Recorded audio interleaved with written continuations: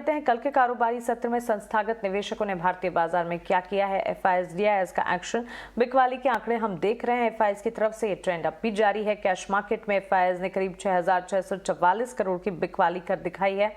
वहीं cash market में DIIs की तरफ से 4,799 करोड़ की खरीदारी के आंकड़े आते हुए दिखे हैं। वायदा बाजार की अगर बात करें, इंडेक्स फ्यूचर्स में करीब 711 करोड़ की बिकवाली एफआईएस की तरफ से है।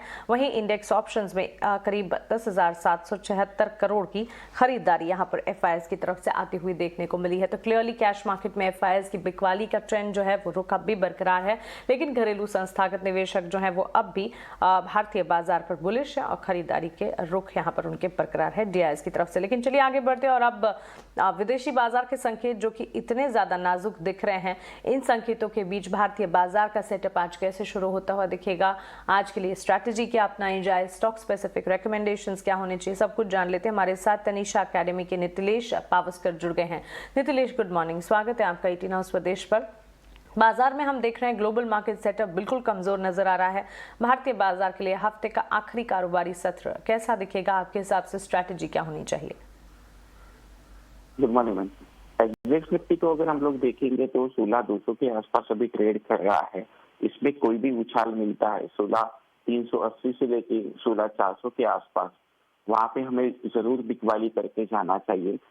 हालांकि हम लोगों ने जो लेवल्स निकाले थे वो 16,500 के आसपास सेलिंग का ही रिकमेंडेशन हम लोग कर रहे थे, लेकिन एसजीएक्स निफ्टी को ट्रैक करते थोड़ा सा अगर बाउंस बैक मिलता है 16,380 16,400 के आसपास, तो डेफिनेटली वहां पे हम लोग शॉर्ट जा सकते हैं। तब हमें जो स्टॉप लॉस है वो मॉडिफाई करके 16,650 के आसपास हमें स्टॉप लॉस कंसीडर करना है। और अगर हम लोग बैंक निफ्टी की अगर बात कर लेंगे तो 35,000 के नीचे बैंक निफ्टी में काफी वीकनेस देखने को मिल सकती है। और इसके जो टारगेट बन के आएंगे, पहला जो टारगेट बन के आ रहा था वो था 34,600 के आसपास का पहला टारगेट था, लेकिन एसजीएक्स निफ्टी की जैसे इंडिकेट कर रहा है मार्केट उससे भी ज्यादा नीचे ओपन होगा। अभी जो हम लोग टारगेट की प्लान कर रहे थे 34,600 के आसपास, वो अभी रेजिस्टेंस की तरह एक्ट करेगा। वहां पे अगर कुछ मिलता है हमें तो डेफिनेटली हमें शॉर्ट करके जाना चाहिए। तो क्लियरली इंडेक्स पर ये नजरिया निफ्टी बैंक निफ्टी की तरफ से नीतिलेश का आता हुआ, लेकिन साथ ही आज के लिए फिर स्टॉक स्पेसिफिक क्या रिकमेंडेशंस होंगे, सेक्टर्स कौन से हैं जिस पर आपका फोकस है नीतिलेश? जी मैम, अगर हम लोग देखेंगे कोटक बैंक एक बेस्ट मुझे शॉर्टिंग अपॉर्चुनिटी कैंडिडेट लग रहा है। हमें कोटक बैंक का जो फ्यूचर है वो 1800 से लेकर 1810 ये रेंज में अगर मिलता है, वहां पे हमें बिकवाली करके जाना चाहिए। 1845 का स्ट्रिक्टली स्टॉप लॉस मेंटेन करें। 1750 से लेकर 1720 ये दो टारगेट हमें देखने को मिल सकते हैं।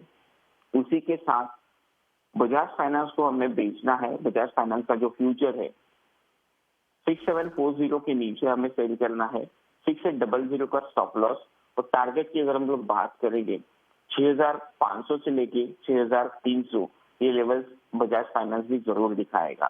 और एक मैं वर्ड ऑफ कॉशन यहाँ पे देना चाहूंगा, अगर बाजार 16,150 के नीचे सस्टेन होता है तो अपने जो लॉन्ग्स है वो डेफिनेटली कट करें और शॉर्ट्स में जा सकते हैं वहां पे। और पहला उसके बाद जो टारगेट बन के आएगा वो 15,800 और 15,650।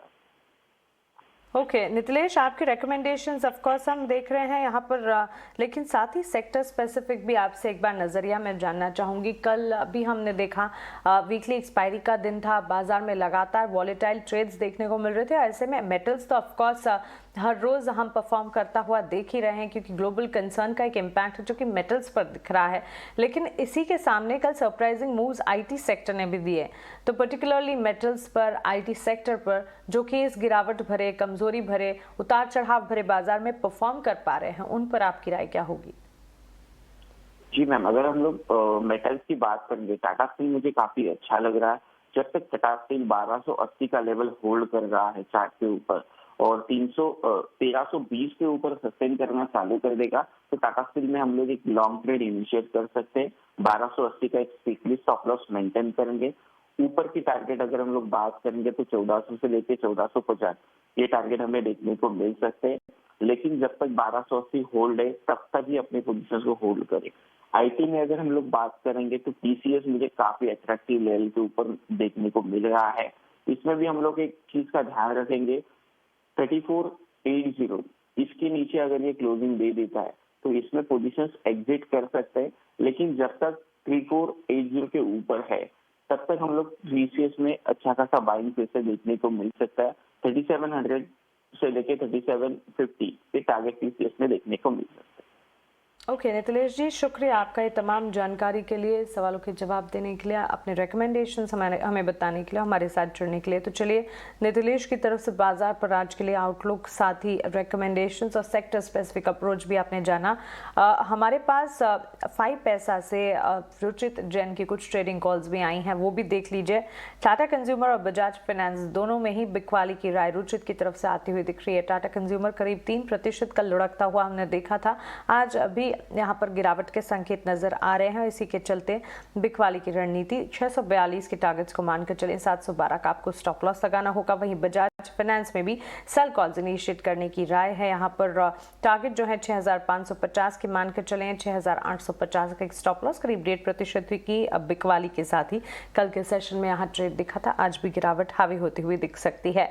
लेकिन चलिए एक और इम्पोर्टेंट खबर है जिसकी तरफ बढ़ते हैं। कल वोडाफोन आइडिया की बोर्ड बैठक में 4500 करोड़ तक जुटाने को मंजूरी मिली है।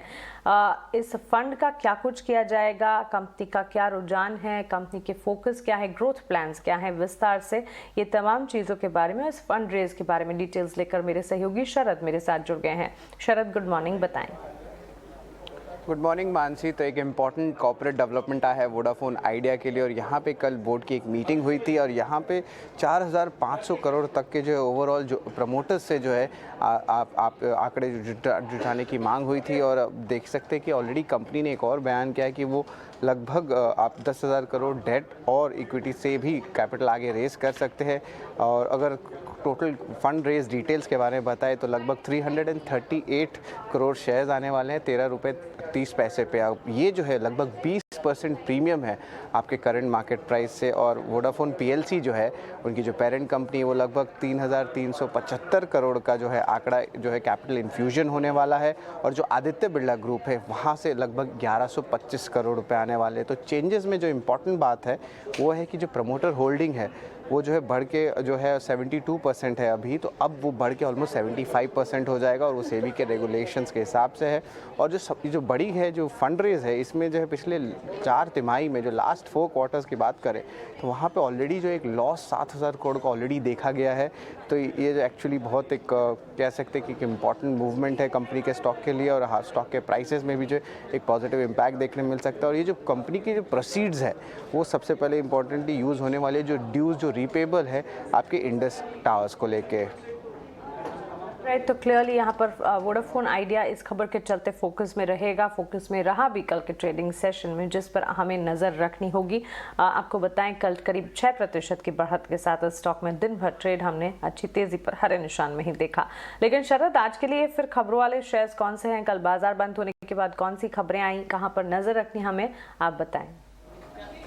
जी बिल्कुल, तो सबसे पहले फोकस हम करेंगे येस बैंक पे। यहाँ पे रिपोर्ट्स आ रही हैं कि कार्लाइल जो है आपके जो प्राइवेट इक्विटी इन्वेस्टर प्लेयर है वो लगभग 10% स्टेक का जो है निवेश कर सकती है येस बैंक में। और इसकी जो वैल्यूएशन है लगभग 3,750 से लेके 4,500 करोड़ तक का है। और ये सेम स्टेक जो है एडवेंट इंटरनेशनल ये भी पी फर्म ये भी जो है एक्वायर करने की जो है बातचीत चल रही है। अब देखा जाए तो दोनों को बोर्ड सीट, दोनों प्राइवेट इक्विटी प्लेयर्स को बोर्ड सीट की भी एक मांग देखने को मिल रही है। और येस बैंक जो है ओवरऑल अगर देखा जाए तो प्राइवेट इक्विटी इन्वेस्टर्स के साथ लगभग 7,500 से लेके 11,250 करोड़ तक का जो है कैपिटल रेस करने की मांग कर रही है। और ओवरऑल देखा जाए तो जो कैपिटल इन्फ्यूजन है ये मार्च एंड तक फाइनलाइज हो सकती है। तो बहुत सारी प्राइवेट इक्विटी की जो न्यूज़ डेवलपमेंट्स आ रही है येस बैंक को लेके, उसके कारण स्टॉक में आज एक पॉजिटिव रिएक्शन देखने मिल सकता है। इसके अलावा वॉकआउट रहेगा फोकस में। राइट्स इशू का जो है अनाउंसमेंट आया है। राइट्स इशू प्राइस है 225 रुपये प्रति शेयर पे। और ये जो राइट्स के जो आप कह सकते हैं लगभग 3.3 करोड़ शेयर्स रहने वाले हैं, जो ओवरऑल 750 करोड़ का जो है राइट्स इशू रहेगा 15 से लेकर 22 जो मार्च है यहाँ पे इनका इशू का ओपनिंग और क्लोजिंग डेट है। जो सबसे इंपॉर्टेंट बात है राइट्स एंटाइटलमेंट रेशियो, आपको 3 राइट शेयर्स मिलने वाले हैं अगर आप 10 शेयर्स होल्ड करते हैं कंपनी के बारे में, तो ये एक इंपॉर्टेंट डेवलपमेंट है कंपनी की तरफ से। M&M फाइनेंशियल्स का फरवरी का ऑपरेशनल अपडेट आया है। हालांकि अगर ऑपरेशनल अपडेट की बात करें तो एक अच्छी मूवमेंट देखने मिल रही है। यहाँ पे डिसबर्समेंट्स में ऑलमोस्ट 44% का उछाल देखने मिला है और कलेक्शन एफिशिएंसी में भी एक अच्छी सुधार है, ऑलमोस्ट 98% आई है। तो एक टाइप से स्ट्रॉन्ग मोमेंटम जो है स्टॉक में ऑपरेशनली देखने मिला और एसेट क्वालिटी में भी एक अच्छी उछाल देखने मिली है। राइस स्टॉक्स फोकस में रहेगा। यहाँ पे L&T फूड्स के बारे में कहें कि यहाँ पे उनकी जो US यूनिट है ऑलमोस्ट 51% स्टेक जो है गोल्डन स्टार में खरीदी है। हालांकि आपके कॉस्ट ऑफ एक्विजिशन नहीं बताया गया, लेकिन ये आप कह सकते हैं कि जो एक बड़ी एक्विजिशन है, क्योंकि ये जो ग्लोबल प्लेयर है इसकी टर्नओवर लगभग $55 मिलियन पे है। और इस एक्विजिशन के हिसाब से देखा जाए तो जैस्मिन राइस जो होती है उस पर एक अच्छी मार्केट शेयर गेन मिल सकती है कंपनी को। नॉर्थ अमेरिकन मार्केट्स के बारे में बात करें, स्टोवक्राफ्ट में बड़ी डील्स हुई थी कल, और जो आपके जो प्राइवेट इक्विटी प्लेयर है SCI ग्रोथ इन्वेस्टमेंट, वहाँ पे लगभग 25 लाख शेयर उन्होंने बेचे हैं। Nippon India PGI mutual fund जो थे खरीदार है इस बारे में। तो इसके अलावा एक और बड़ी डील आई है, वो आई है वेदांता से। वहाँ पे आप देख सकते हैं कि सोसाइटी जनरल है फ्रांस की जो इन्वेस्टमेंट फर्म है, वहाँ पे लगभग 2.25 करोड़ शेयर्स की जो है बिकवाली देखने मिली है और ये बल डील्स डेटा में रिपोर्ट हुई है। भाव लगभग 392 रुपीज़ पर शेयर पे था। इंडिया मार्ट इंटरमेश में भी एक एक्विजिशंस आया है पिछले 12 महीने में, बहुत एक्विजिशंस है। एक और स्टार्टअप एक्विजिशन में लगभग 10% स्टेक जो है जिमियो कंसल्टिंग में लिया है। ये SaaS सर्विसेज कंपनी का है, तो ये भी स्टॉक फोकस में रहने वाला है। एवरेडी इंडस्ट्रीज़ में हाल ही में न्यूज़ आया था कि आपके ओपन ऑफर जो है बर्मन फैमिली ने खोल दी है पब्लिक के लिए, उसकी उनके स्टेक 25% बढ़ गया। और यहाँ पे जो कंपनी के ओल्ड प्रमोटर्स है आदित्य खैतान, इमरातांशु खैतान, वो अपने पद के इस्तीफ़ा दिए हैं। स्पेशली एग्जीक्यूटिव डायरेक्टर से दिए हैं आदित्य खैतान, और अमृतांशु खैतान जो है एज अ चेयरमैन और MD जो है इन्होंने जो है अपनी पद से इस्तीफ़ा दिए। तो एक चेंज ऑफ मैनेजमेंट हो रही है। और जो एग्जिस्टिंग प्रमोटर्स हैं उनके स्टेक भी जो है वो 46% पहला हुआ करते थे, अब वो प्लेज के कारण लगभग 4.5% हो चुके हैं। तो ये बहुत इंपॉर्टेंट डेवलपमेंट है। और आखिरी में बात करूंगा SGF की। ये गवर्नमेंट यूटिलिटी कंपनी है। कंपनी को अनाउंस किया कि 2 फाइनेंशियल क्लोजर हुए हैं उनके रिन्यूएबल एनर्जी प्रोजेक्ट्स के लिए। और अगर कैपिटल रेजिंग की बात करें तो ऑलमोस्ट 1537 करोड़ रुपीज़ SBI से और लगभग 320 करोड़ PNB से जो है वो रेज करने वाले इन दोनों प्रोजेक्ट्स के लिए। ओके शरद, शुक्रिया। ढेर सारी खबरें हैं जिस पर आज हमें फोकस रखना है। सारी की सारी खबरें सुबह सुबह आपके सामने हम रख रहे हैं। इन तमाम खबरों के दम पर न्यूज़ बेस्ड इम्पैक्ट आज के बाजार में दिख सकता है। लेकिन चलिए इक्विटी मार्केट्स की यहाँ पर आपने बात की, खबरों वाले शेयर्स जाने, विदेशी बाजार का नजरिया भी देखा। अब साथ में कमोडिटी मार्केट्स में आज कैसी तस्वीर देखने को मिलेगी, क्या कुछ हो रहा है, चलिए जान लेते हैं। कमोडिटी एक्सपर्ट हमारे साथ HDFC सिक्योरिटी से तपन पटेल जुड़ गए हैं। तपन, गुड मॉर्निंग, स्वागत है आपका इक्विटी हाउस प्रदेश पर। बुलियन मार्केट में अब भी तेजी का दौर जारी है। कच्चे तेल में ऊपर इस तरह से हम देख रहे हैं, यहाँ पर उबाल जो है थमता हुआ दिख रहा है। सबसे पहले गोल्ड सिल्वर पर आपका आउटलुक मैं जानना चाहूंगी। जी गुड मॉर्निंग जी। गोल्ड और सिल्वर दोनों में हमने रैली कंटिन्यू होती हुई दिखी है। जो रशिया यूक्रेन का टेंशन है उसका रिस्क ऑलरेडी मार्केट में है। सेकेंड थिंग अभी होगा कि US फेड की जो पॉलिसी होगी उसके ऊपर ध्यान रहेगा इन्वेस्टर और ट्रेडर्स का कि फेड पॉलिसी में क्या आता है। ऑलरेडी जो फेड के चेयरमैन है उन्होंने सिग्नल दिया है कि 25 बेसिस पॉइंट का हाइक एक्सपेक्ट कर रहे हैं मार्च में, जो पहले एक्सपेक्टेशन था कि 50 बेसिस पॉइंट करेंगे। लेकिन करंट मौजूदा हालात जो है इन्फ्लेशन के और रशिया टेंशन का, जिस कारण 25 बेसिस पॉइंट तो आ सकता है। तो जिस कारण जो अपसाइड जो है वो लिमिट थोड़ी रही है US बॉन्ड्स में जो रैली आई है उसके कारण। लेकिन मुझे लग रहा है कि बाइंग ट्रेंड जो है, बुलिश ट्रेंड जो है फिलहाल कंटिन्यू रह सकता है, क्योंकि आगे जाके ये रशिया के ऊपर सैंक्शंस और टाइट होने वाले हैं, जिस कारण इन्फ्लेशन में और बढ़ोतरी हो सकती है। तो मुझे जो है बाय एंड जैसी स्ट्रेटेजी गोल्ड में कंसिडर करनी चाहिए। 51,600 के लेवल से गोल्ड में बाय करना चाहिए। टारगेट ऊपर में 52,200 और स्टॉप लॉस जो मुझे 51,200 का रख के गोल्ड में बाय कंटिन्यू करना चाहिए। सिल्वर भी काफी वोलेटाइल है कमोडिटी, क्योंकि बेस में से इफेक्टिव यहाँ पे रहेगी, लेकिन overall buy and strategy silver में रखना चाहिए। मुझे लग रहा है कि नियर टर्म में 70,000 के लेवल हमको सिल्वर में आते हुए दिख सकते हैं। ओके, तो क्लियरली गोल्ड सिल्वर में ये नजरिया बनता हुआ दिख रहा है, लेकिन साथ ही तपन कच्चे तेल की चाल क्रूड में जिस तरह से हम देख रहे हैं, घरेलू बाजार में भी अब भी ऑफ कोर्स एक अप मूव जरूर है, लेकिन विदेशी बाजार में ब्रेंट क्रूड अगर देखें तो ऊपरी स्तरों से वहां पर कच्चे तेल का उबाल थमता हुआ नजर आ रहा है। क्या लग रहा है आगे का आउटलुक कैसा होगा?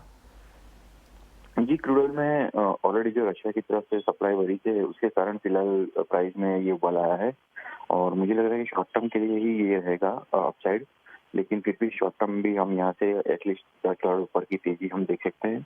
मुझे लग रहा है कि क्रूड ऑयल WTI में रेजिस्टेंस रहेगा 120 से 130 की जो रेंज है, तो वहां तक प्राइस जा सकती है। 130 आप अपर लिमिट यहाँ पे देख सकते हैं WTI क्रूड ऑयल में। उसके बाद ओपेक की तरफ से भी इंटरवेंशन आता है और दूसरा जो US, जापान, ऑस्ट्रेलिया, बाकी देश जो है वो अपने स्ट्रेटेजिक पेट्रोलियम रिजर्व में से ऑयल रिलीज कर सकते हैं प्राइस कूल डाउन करने के लिए। तो मुझे लग रहा है $130 की लिमिट हम अपसाइड में एक्सपेक्ट कर सकते हैं। उसके ज़्यादा मुझे नहीं लगा कि प्राइस सस्टेन होंगे, तो तेजी कंटिन्यू रहेगी फिलहाल शॉर्ट टर्म के लिए। और जिस तरह के प्रेशर यहाँ पे US पे बन रहे हैं, तो रशिया की ऑयल पेमेंट के ऊपर सैंक्शन अभी नहीं लगाए थे और जिस प्रेसिडेंट जो बाइडेन के ऊपर अभी प्रेशर बढ़ता जा रहा है कि रशिया का इम्पोर्ट जो है US करता है उस पर रोक लगा दे, तो ये जल्दी ही एक दिन में ये डिसीजन आ सकता है, तो जिसका भी एक इफेक्ट क्रूड पे शार्प इफेक्ट हम देख सकते हैं बाइंग में। तो बाइंग ऑन दिस कंटिन्यू रखनी चाहिए। ईरान का सप्लाई यहाँ पे रिजर्व हो सकता है, लेकिन इतना इफेक्ट नहीं होगा क्योंकि Iran 1 million barrel per day produce करता है, जबकि रशिया का 7 से 10 मिलियन बैरल पर डे का प्रोडक्शन है। तो ये काउंटरफेट यहाँ पे नहीं बैठेगा और क्रूड ऑयल में तेजी कंटिन्यू रह सकती है। तो क्रूड ऑयल में बाय और डिप्स रखें। मार्च वाला जो है 8,210 के लेवल से बाय कर सकते हैं। टारगेट ऊपर में 8,580 और उसके ऊपर निकलता है तो 8,780 का टारगेट रखे। स्टॉप लॉस ओवरऑल मुझे लग रहा है कि 7,980 का रख के बाइंग कर सकते हैं क्रूड ऑयल में। ओके, तपन क्विकली बेस मेटल्स पर आपका आउटलुक हम जानना चाहेंगे। बेस यूनिट्स में ओवरऑल तेजी कंटिन्यू है। एक तो निकल और एल्यूमिनियम में हमने ऑलरेडी रिकॉर्ड तेजी देखी है, रशिया के सप्लाई कंसर्न जा रहे हैं, लेकिन ओवरऑल जो एनर्जी कॉस्ट बढ़ी गई, कोल के प्राइस अगर हम देखें तो एटलीस्ट 30% बढ़ गए हैं रिसेंटली। तो मुझे लग रहा है इसका इफेक्ट बेस मेटल्स के जो प्रोडक्शन है वहाँ पे आ सकता है और कॉपर में खास करके मुझे लग रहा है तेजी यहाँ पे और बढ़ सकती है। तो कॉपर में बाय डिस्का व्यू रखे 812 के लेवल से कॉपर में बाय कर सकते हैं। टारगेट ऊपर में 820 और स्टॉप लॉस जो है वो 808 का रख के कॉपर में बाय कर सकते हैं। ऑलराइट तपन, शुक्रिया ये तमाम जानकारी के लिए, सवालों के जवाब देने के लिए, हमारे साथ जुड़ने के लिए। चलिए क्विकली एक बार एशियाई बाजार का रुख चेक कर लेते हैं। SGX निफ्टी में कमजोरी के साथ ही ट्रेड हम देख रहे हैं, करीब 2% की कमजोरी यहाँ पर अब भी करीब 250 अंक टूटकर 16,260 के लेवल्स पर ये ट्रेड करता हुआ दिख रहा है। तो बिकवाली का दबाव अब भी जारी है। चलिए यहाँ पर एक